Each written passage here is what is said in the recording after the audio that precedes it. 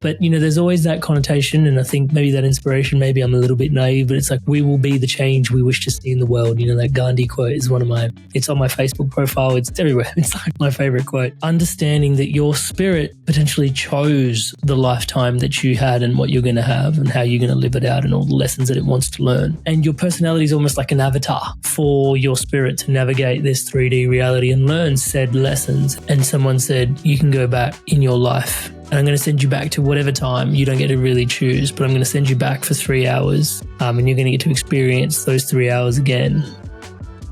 If you sent me back to where I am right about now, touch wood, it'd be one of the best times, touch wood, right? So, welcome to the Self-Discovery channel, Amrit. I want to throw you right into the middle of the conversation. I want to say, what gold can people expect to take away from this conversation from you today? Well, I'm hoping that people can actually try and find more of their most authentic, true self. The way I look at that is there is your soul that's yearning to express into your life its truest gifts, its truest capabilities, its fullest potential, as cheesy as that may sound. And many times we have a life that is constructed, orchestrated, influenced by external factors, parents, family, friends, society at large, that sort of construe and obstruct and obstrue basically our truest expression. And what that inevitably leads up to is a suppression of our truest gifts. And that suppression, I would say, is a 1-for-1 depression. And that's actually kind of depressing to be in that state. And yeah, I'm hoping that through that we can find our truest expression, which is the opposite of that suppression and depression, and support people living a more richer, happier, joyful, fulfilled, meaningful life. Yeah. Brilliant. So people who don't know who my guest is today, if I were to describe him in 3 words, I would say he is connection, contribution, and celebration. He's got the Jane Nicholl Prize in Australia that's presented annually to one and only one bachelor degree graduate for excellent academic performance and outstanding leadership potential and initiative. But for my guest, the best job for his CV turned out to be the worst job for his soul. Still, Amrit Sandhu pushed forward with his engineering career for a decade, contorting himself in ways that offended his values, dishonored his true nature, and eroded his mental health to a point of collapse. Eventually, he heard the call of his soul and responded. Today, Amrit coaches people on living life true to their purpose, aligned with their deepest values. He's a keynote speaker, a course leader, and hosts a fabulously rich podcast called Inspired Evolution. Amrit, it's such a pleasure to have you on the Self-Discovery channel. Thank you for joining me. Oh my God, Smita, it is such a humbling treat to be here. I'm a massive fan of your work. And so, yeah, it is just, I'll try my best to be here and do my best. Thank you so much for having me. It is an absolute pleasure and honor to be here with you and your tribe and audience. So awesome. So look, tell us about the conversation that led you into what you're doing today. Actually, I think people will resonate with your story, how you have shaped from being one of the most brilliant students. You could have pretty much pursued any career in engineering that you wanted. So, how did you arrive at hearing the call of your soul to do something completely different? Yeah, so rewinding back even just a little step further than that, there was this, it was interesting that I was awarded that award, specifically because it can be quite like, I don't know, it's like a nice ego stroke to have been awarded something so illustrious, touch wood, for academic performance.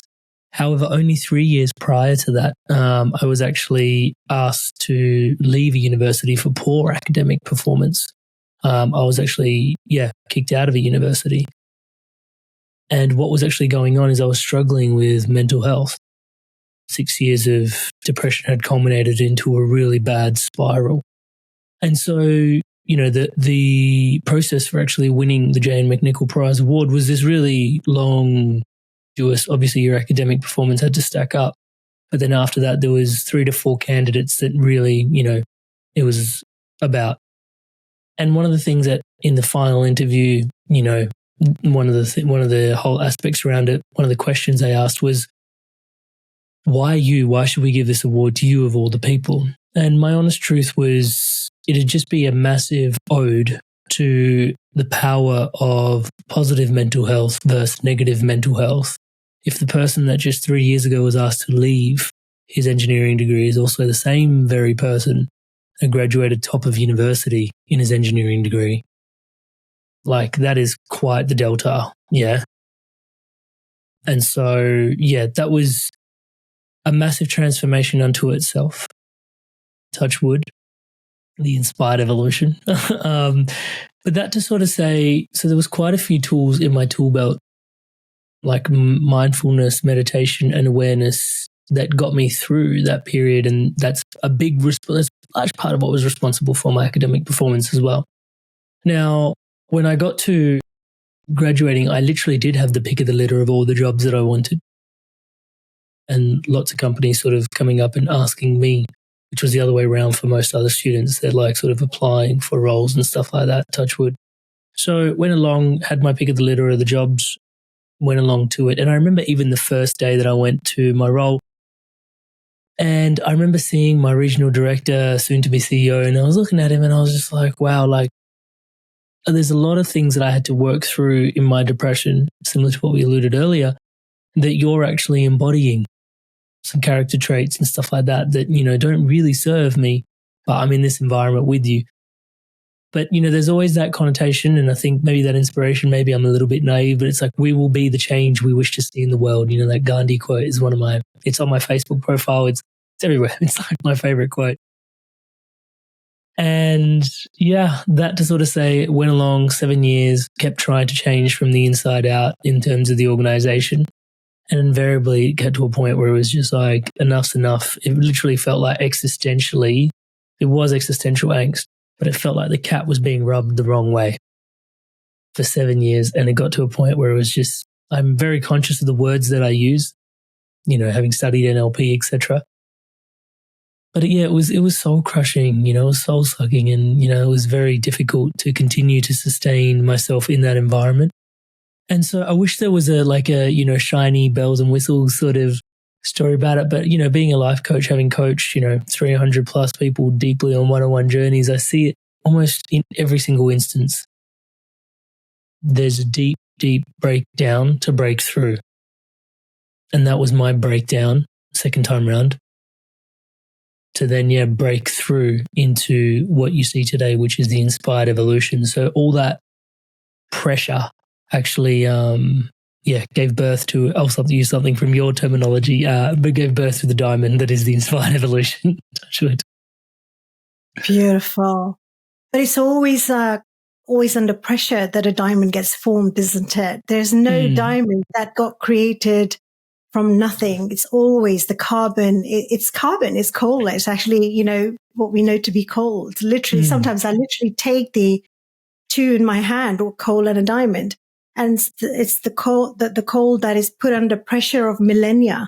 Then it becomes what we would call it to be a diamond, So I completely relate to that. And I think what's inspiring about you is that you have undergone an extensive period of time. 6 years is a long time, and you were studying. And I know from my own experience that those years are so precious. They're the years we want to be enjoying ourselves, and we want to be out there. We want to be able to, share stories of partying and, all-nighters and all kinds of stuff. And so I can imagine that wasn't easy either, being at university as we're at that stage where hormones, we're still kind of like at that stage where the hormones are all over the place. And, it's sort of really inspiring that you came through that.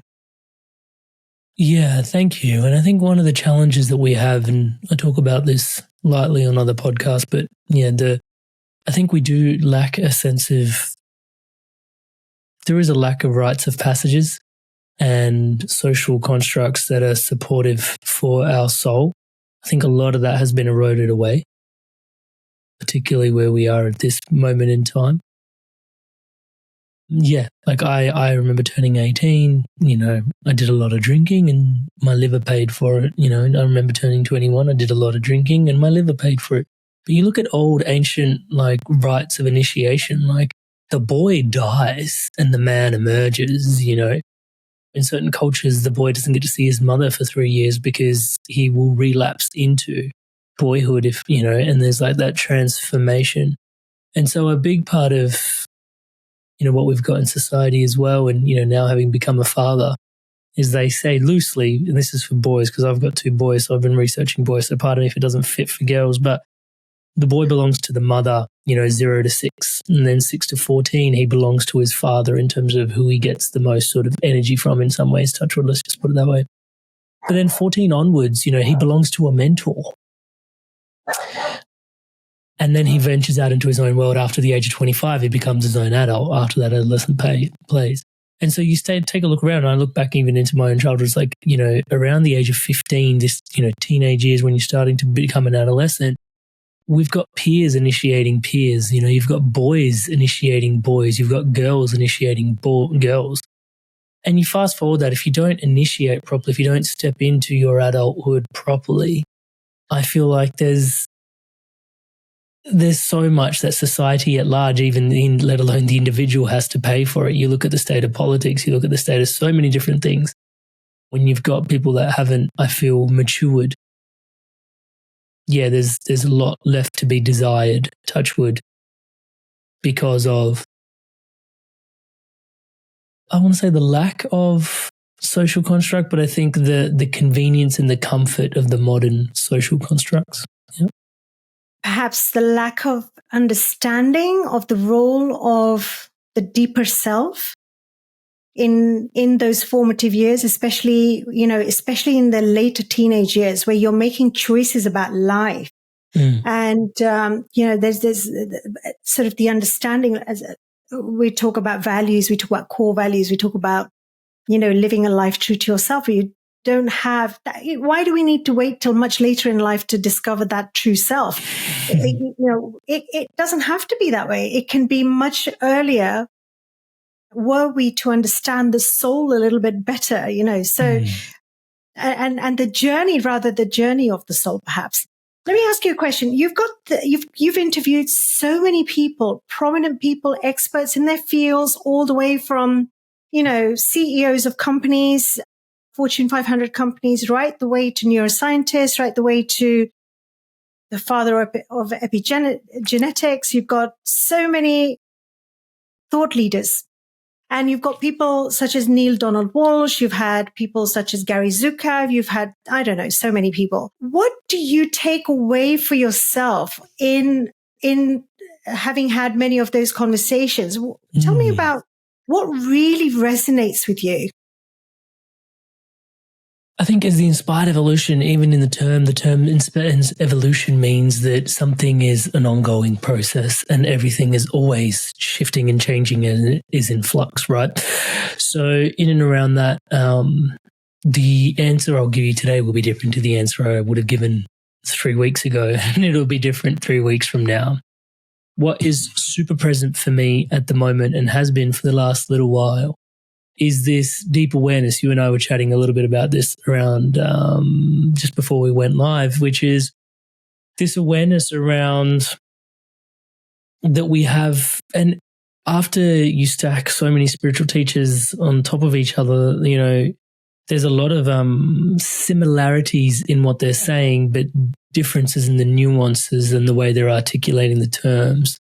So the way I would phrase it is that, you have like a personality, right, that you're living in your day to day. And some people call that the lower self. Some people call it the ego. And there's so many different terms around it.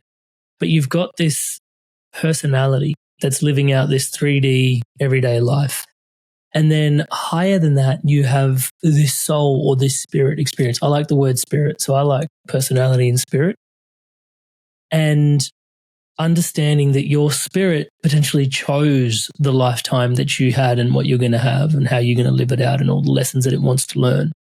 And your personality is almost like an avatar for your spirit to navigate this 3D reality and learn said lessons. And, you know, it opens up a lot of questions, and this is what the podcast is dedicated towards: free will, destiny, choice, fulfillment, success, you know, and beyond what does the spirit go to from here? It's so many yummy conversations.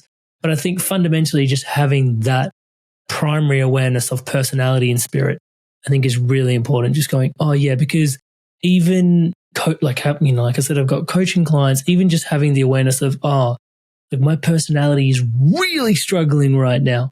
You know, it's like, yeah, but is it serving your soul? You know, or your spirit? Is it like, you know, is that really serving you on a much bigger level? And it's like, actually, I can see that everything falling apart right now might actually be in my best interest on a much larger scale, but am I struggling with it right now? You know, and so those sorts of conversations become available to us when we, tune into that conversation around personality and spirit. Now, I'm conscious as I've shared that, because I've kept it so succinct, it can sound a bit like, I don't want to use the word escapism, but it's almost like a mental thought model that can encourage us to present a balm to certain situations. But when you have interviewed and you hear so many people from so many different rich walks of life saying similar things, you feel like the truth sort of stands the test of time. And why would they all be saying the same thing from different walks of life? So that's the current distillation awareness that really is very present for me.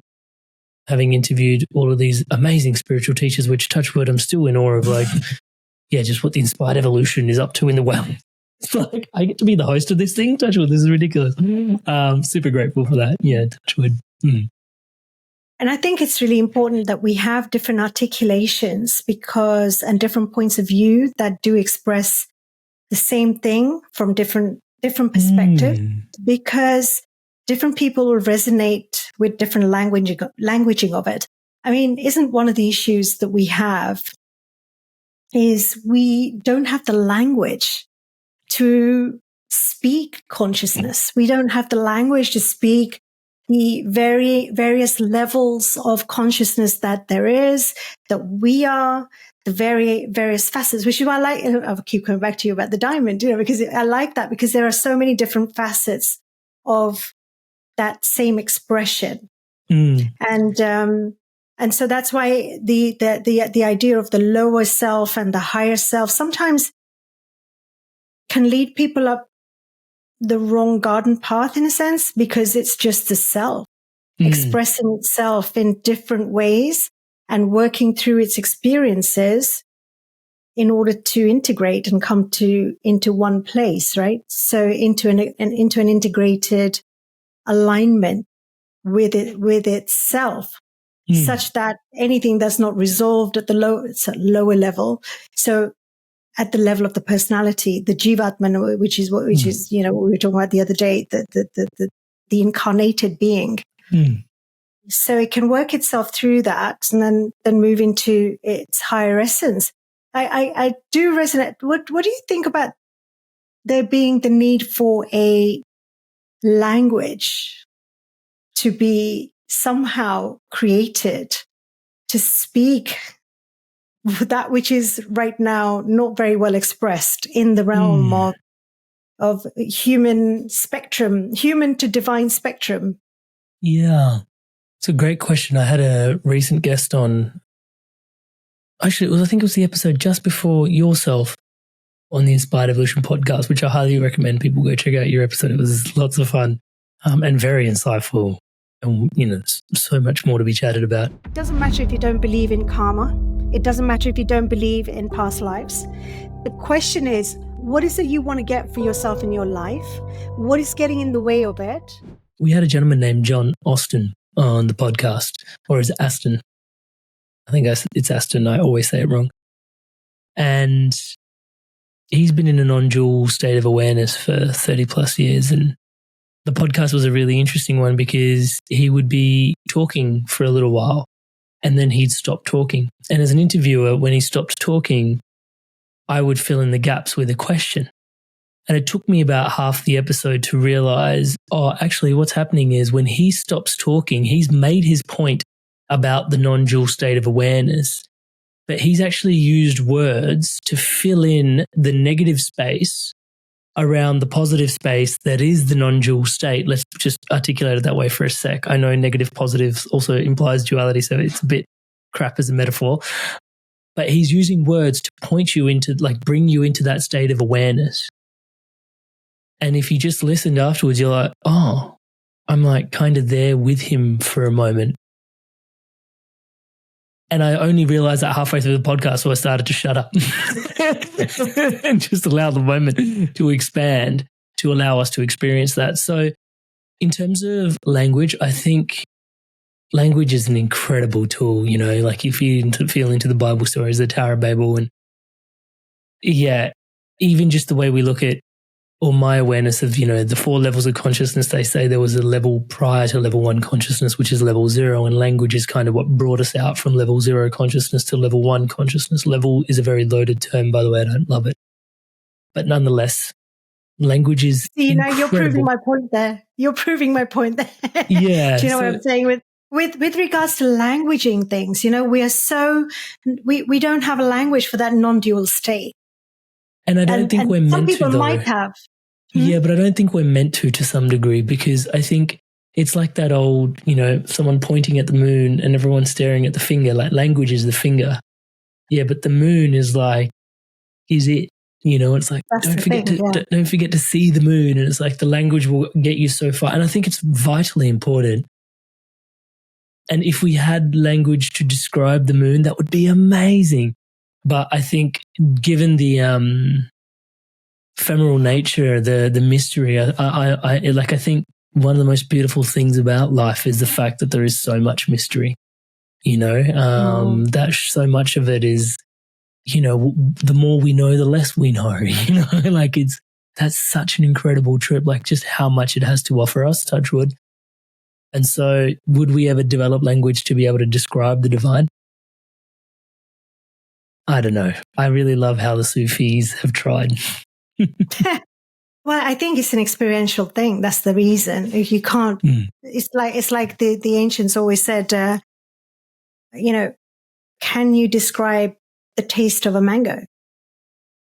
Can you describe the taste of a mango? No, you have to taste the mango.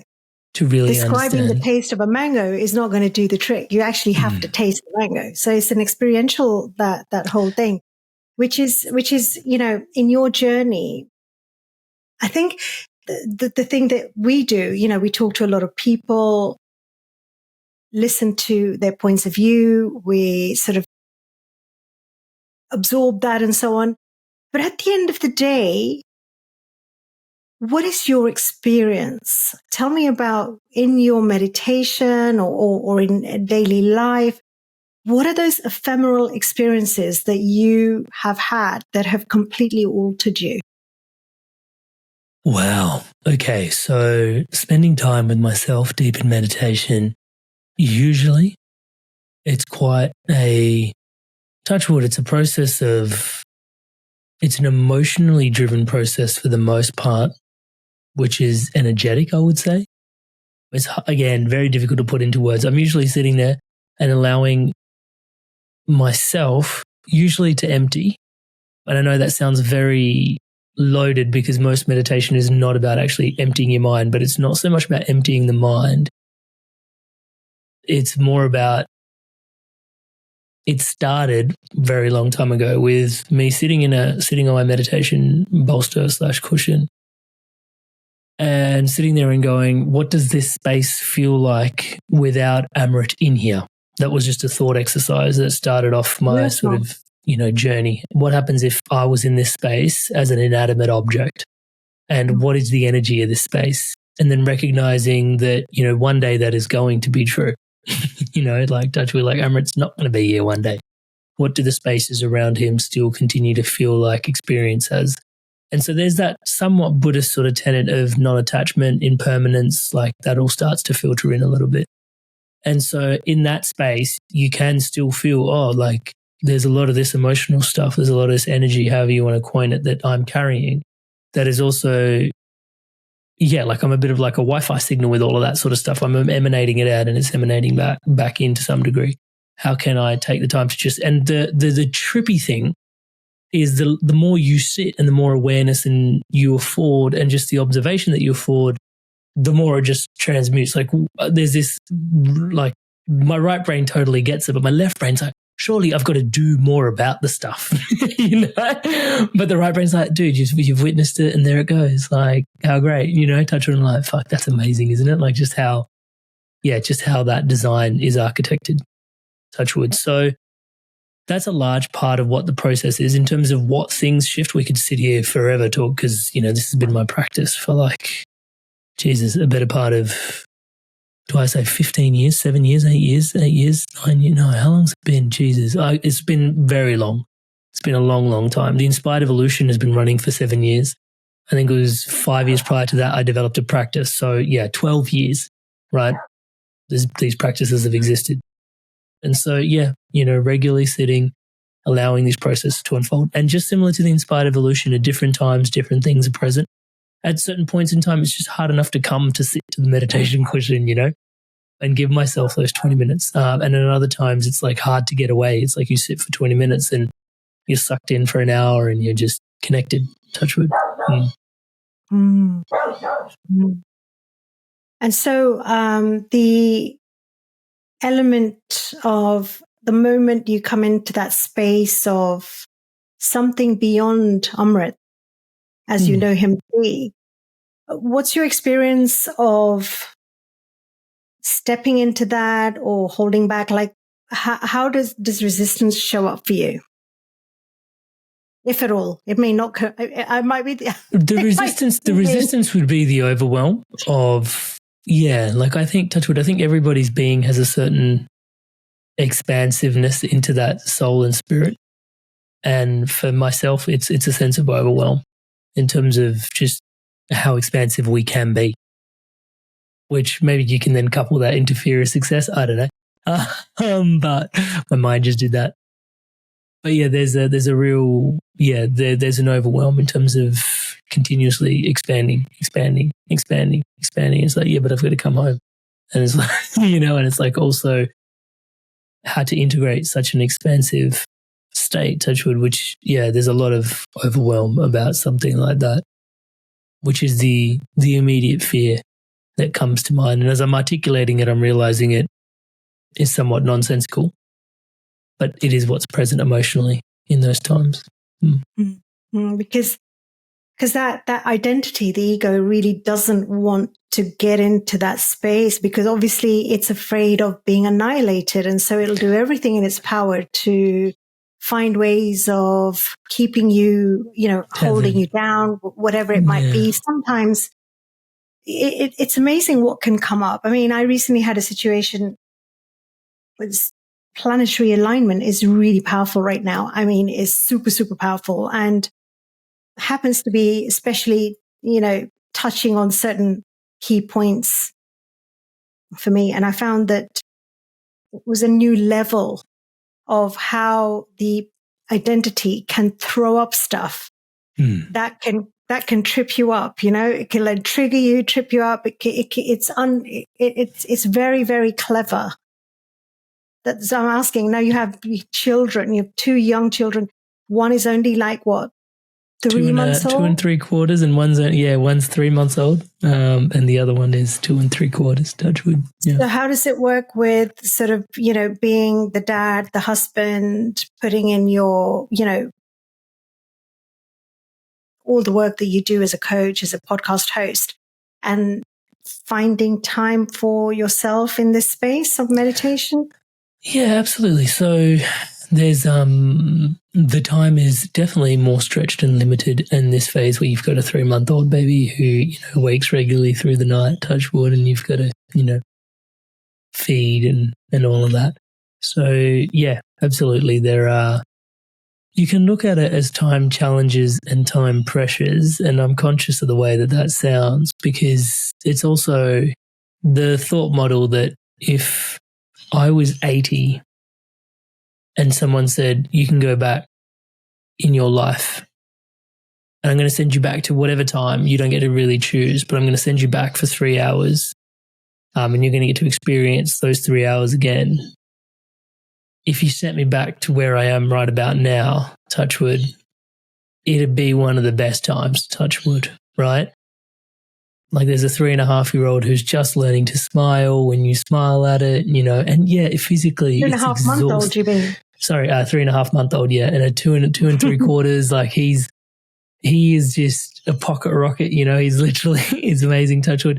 And so all of that to say, yeah, there's this awareness that I may not have as much time to sit and meditate, which I do. Like I go out for my morning run and then I'll basically sit.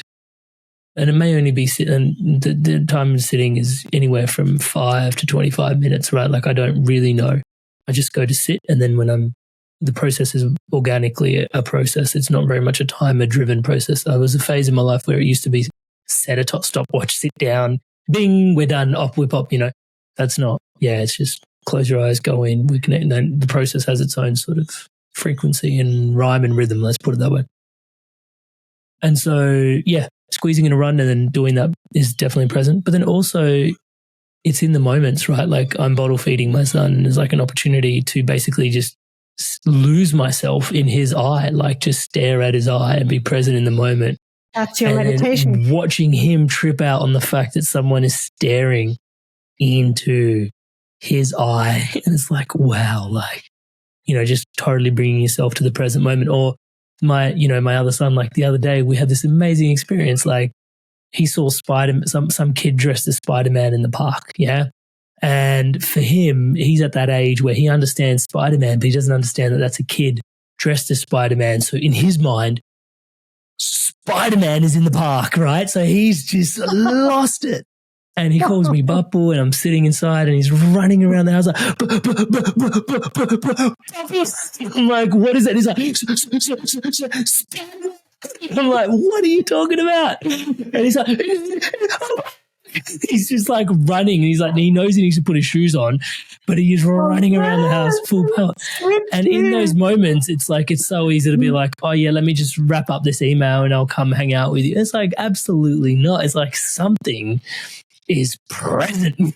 Like, yeah, and so roll your sleeves up, like, let's go have a look. Oh my God, Spider-Man's in the park. And you like put his shoes on for him, you run across the road, you go spend, and you like, you know that he's shy and he's not shy, but like he's going to struggle to speak to a kid because he's 2 3/4. You're like, hey, can we play with Spider-Man? He's on the seesaw, they're climbing stuff together. He's running around with Spider-Man. Spider-Man's chasing him. He's chasing Spider-Man. It was the best 2.5 hours of his life, I reckon, touch wood, that he's had till date. And I found myself saying this the other day to one of my coaching clients. I think it was actually up there with one of my top 10 days of my life. And it wasn't even happening to me. It was happening to my son. Like just living vicariously through him in that moment. It was like, oh my God, Spider-Man. Like it was just amazing. You know, but isn't that better? Actually, that is the meditation. That is that. Yeah, so when you call it meditation, it's the present. You know, exactly. It said the same thing at the same time. Yeah, the presence. To be present in the moment to the best of your ability. And yeah, it's an ongoing piece of work, but it's a blessing in so many ways, touch wood, because it enriches your human experience infinitely. Absolutely. So gorgeous. Oh, big hug to that little boy. So, you talk quite a bit, like I talk a lot about values, as do you. And if I were to say to Amrit, what's your ChatGPT prompt for person to discover their values? Okay, their top 3 values. What would be your ChatGPT prompt for that? My ChatGPT prompt. Okay, I talk a lot to ChatGPT in terms of back and forth. So the one prompt, I'm not really sure how to create one prompt that would smash it. But okay, let's talk about that. A series of prompts. What would the question the chat I would be having is like, Yeah, so that it would person usually, should ask.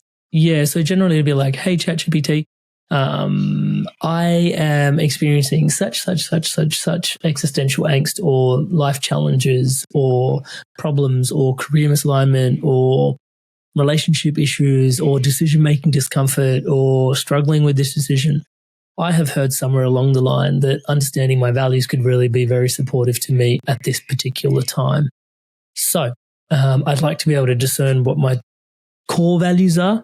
Doesn't have to be top 3, doesn't have to be top 2 or top 4, but generally, having done this work with thousands of people now, it does usually land at 3, but not always. I don't want people to get hung up on that. I think it's about 5. I've seen it to be about 5 because there are the like the absolute ones, non-negotiable 1 or 2, and then the rest come so from me, for most people that I've worked with, there's like a 3 that are non-negotiable, and then but some people have 2, some people have 4. So yeah, and so what are my core values? And then it would hopefully run me through an exercise in terms of discovering your core values will be like such. You can, and generally what I imagine is going to give me as a thing is like it takes some time to contemplate or audit, or find a coach or speak to a therapist. And I can already preempt that that's the response it'll give me. So in that, it'll be what questions would you ask them? Like, what's the top thing that somebody should ask? How would you advise somebody to discern what's really important to them? Because most of us go through life without really having that down, and having it down, having that clarity is incredible to turn to, especially in moments where you really need to figure out, what do I need to do? What should I do? What do I really want to do? So the exercise that I run everybody through that joins coaching and that I recommend everybody tunes into on the back of this podcast as well is there's a 20-minute masterclass that I've delivered on how to discover your values, right? So inspiredevolution.com/values or amrit.coach/values, both links will take you to the same place. Yeah, /values. When you go there, there's a 20-minute masterclass. It guides you through a very straightforward process that helps you basically illuminate what your top core values are. And 20 minutes from now, you'll be just as clear as I am. Like, I know I'm connection, contribution, celebration. Everything I do, podcasting, coaching, speaking, affords me more opportunities to connect, to contribute, to celebrate. It's, and it's energizing for me to show up for podcasts. Like our podcast this morning started at 6 a.m. for me, touch wood, right? And it's an exciting thing for me to get up out of bed for, and I'm like energized for it. So I can't wait to jump on this podcast. But it's for many people, like getting up at 5 to do a podcast, is like, whoa, like this is a bit extreme. And I was like, this is far from extreme. This is joyous, like connecting with somebody on the other side of the world. Like what an opportunity, and like the conversations. So anyway, I'm digressing, but nonetheless, like when you stack it, like get clear on your values, so much opens up. So absolutely agree with you on that point. A 20-minute masterclass is the easiest way, because this is a great question. But it's very difficult to sort of go, oh yeah, this is the question I would ask someone else to help me identify my values. The way we identify it is actually a very intuitive, impulse-based process. So the process is literally, there's a list of 500 words, and you literally just go through and highlight any word that means something to you, like just drives an impulse. So I might see the word integrity and it's like, oh, that means something. And boom, circle it, right? Circle that word. Abundance, oh, that means something to me. Circle it. Wealth, oh, that means something to me. Prosperity, oh, that means something to me. Joy, oh yeah, abundance. But I might see some words like clarity, and they may not mean anything to me. There might be words like discernment that might not mean anything to me. And so don't circle those words. So you go through and basically highlight the words that matter to you. And it's a bit of a coaching process, because in there is like, if you see it in other people, it's also within you. It's like that really interesting, like I'll see Smita and I'll see wisdom. Someone else will see Smita and they'll see beauty. Like, is Smita wise or is she beautiful? And it's like, she's actually both, but she's actually neither. It's the beauty is in the eye of the beholder, right? So Amrit is inclined towards wisdom, right? So touch wood. So then Amrit would be, one of my values is actually wisdom, right? And so then you start to quickly run yourself through that process. And then step 2 is basically collect the like terms, and then you start to bucket them out, and then you put a label on the bucket, and you've got your first pass of your top 10 values. You rank them. You've got your values. Super straightforward. Now, the key thing that I like to take people through on the back of that is then make sure that you've got those values on hand somewhere. I generally recommend you put it in your phone, and then you walk through your life for the next 3 months, 6 months. Doesn't have to be that long, but I do recommend it. Auditing your interactions. Like me and Smita having a great conversation here today. Why? You know, it's like, oh, there's a lot of connection in there. And I value connection. I think Smita does as well. Or I went into a podcast today with Smita and it was super combative. And I was like, why was that? And it's like, well, I was there to connect. And Smita was there to really elicit truth out of me. And, you know, I felt like the truth of where we are in the world right now is really, is in a really challenged place. And she was asking me about all these existential political questions, which I didn't have the responses to, but I know the world is in a really dark place right now and I didn't want to talk about that. And so it was really combative, you know? And so what was Smita's value in that moment? It was like, oh, well, she was really digging for truth in the present state of the world. So truth is one of her values, and I'm at odds with that at the moment. Not that I'm not truthful. It's just that connection means more to me than truth does in the day-to-day operating, right? Now, you can see already, like my wife's highest value, touch wood, is actually integrity. And we run into instances where she's like, out of her place of integrity, she's like, that person needs to know that what they're doing is wrong. And then I look in and I go, oh, well, I'm connection oriented. Am I the person that's going to tell this person that what they're doing is wrong? Or am I just going to be like, hey guys, enough of this. Let's just get away from this person. I'm going to be the latter, right? Because I'm connection oriented. I'm aware that this is not a supportive environment. I don't want to stick around longer and be like, hey, excuse me, stop this, stop that. It's just like, best thing for us to do, the loudest words we have are our feet, let's go, you know? And so that's, you know, an example of different values and different operating systems playing out differently around each other. So, and that gives me so much grace because now I don't have to go into an argument with my wife. I don't have to go into a dispute. Like I remember when I was younger, something like that. She was like, oh, you need to say something to such and such. And then I used to reflect on myself. I was like, I wouldn't ever say something to such and such. And then I was like, am I less than a man? Like, touch wood, am I the wrong person? And it's like, actually, no, it's just I'm wired differently. That's what makes us beautiful, right? And just being able to own myself with that self-awareness. And then you look back at the career misalignment stuff. It was like the work I was doing as an engineer, there was very little connection, very little contribution, some contribution, but not a lot the way that I wanted to. And celebration, there was very little. And so when you look at like 7 years of career misalignment, and then now you look at like everything I do, it's like, you know, podcasting, coaching, it's like the values help on every single level. So you streamline everything you do, every interaction, every choice you make. Is it consistent with connection, contribution, celebration? If it's Absolutely. not consistent with that, you say no.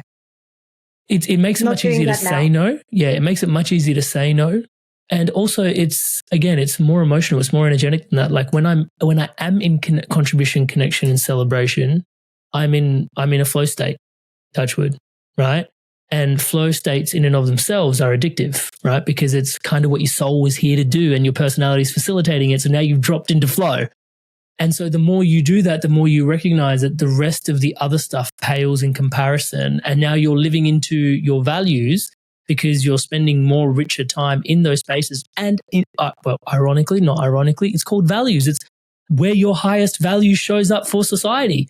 And so you get paid, remunerated the best for that as well, because it's the value that you bring. It's not only what you value and is waiting to be expressed out of you, but it's also what society, the world at large, is waiting for you to express, for it to be birthed out of you. And then so they can, remunerate you, love your service back to you in the best way possible.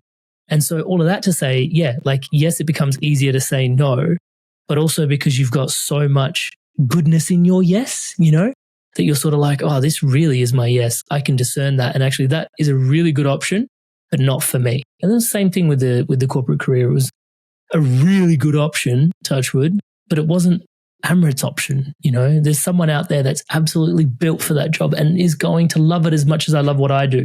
Touch wood, podcasting, coaching, and speaking.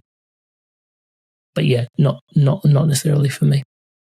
Brilliant. So people should tune into your masterclass on your website. Yeah, I'm sorry for being that way. It's just 20 minutes. It's a quick exercise. It's super helpful.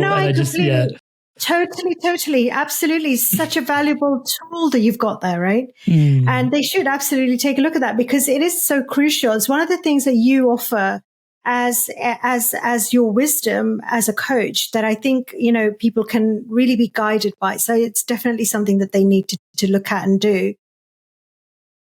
Where are you headed with your evolution? Like, what is your state? Like, what is that state of being that?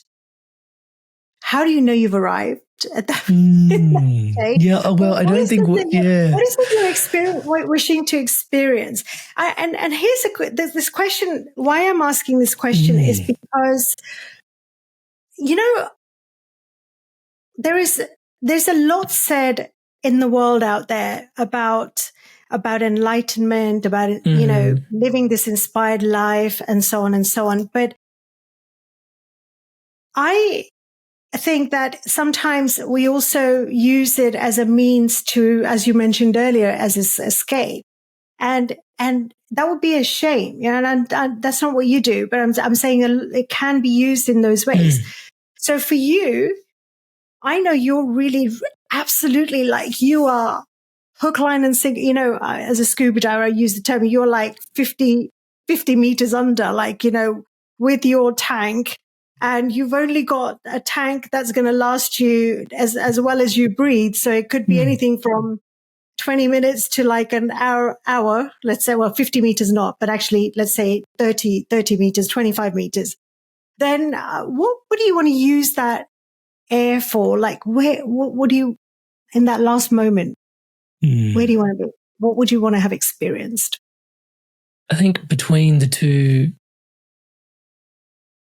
dark pillars, this pillar of light that we experience in this particular moment in time called life is is beyond remarkable. It's magnificent. And I think if I had to connect to experiences that were the most enriching for me,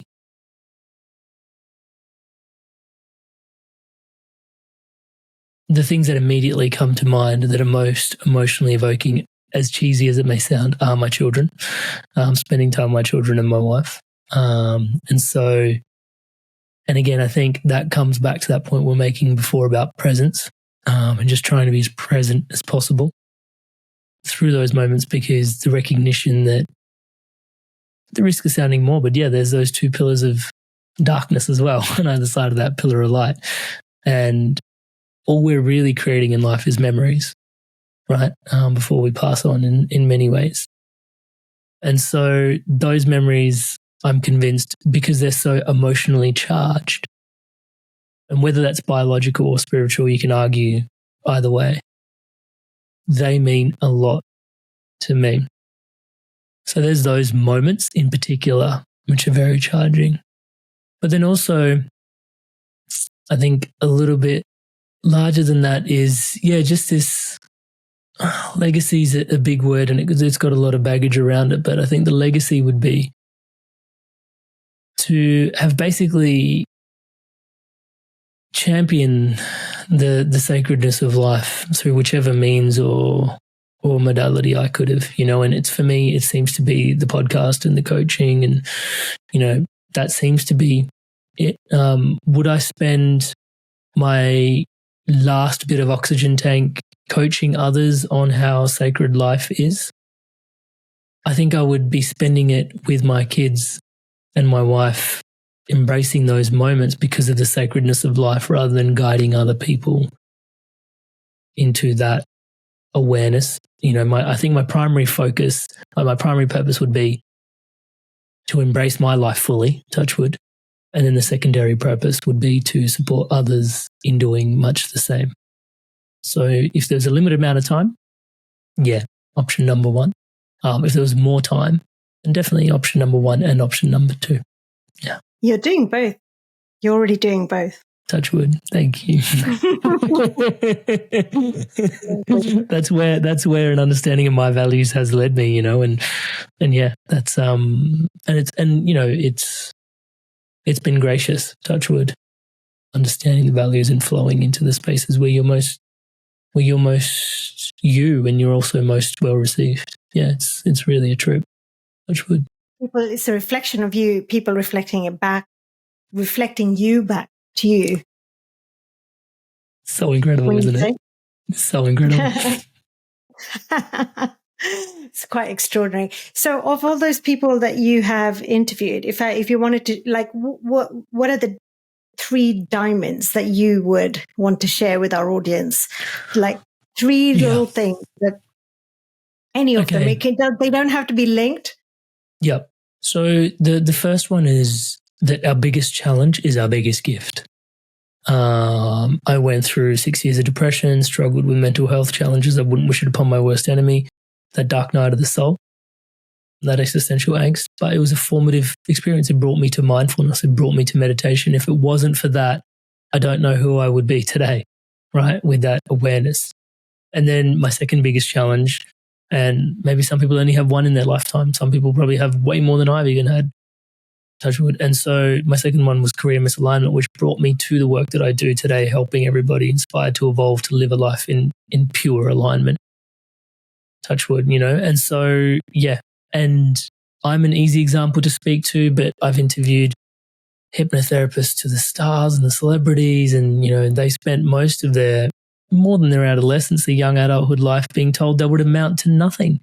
The words that people were consistently bombarding, you're just a maid, you just clean shit, you just do this, you just do that, you're just. And I'm talking about Marissa Peer here, who I interviewed.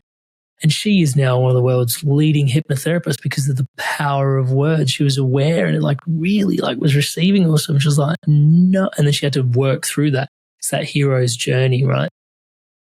And so, our biggest challenge is our biggest gift is definitely one of the biggest pearls from the podcast. Pearl number 2 is that actually all roads kind of do lead to Rome. Yeah, so there's so many different paths, and a quick sort of succession to that point, not point 3, but, point 2, part B, would be that, we're quick to judge other people on their paths. We're quick to even judge ourselves on our path, and that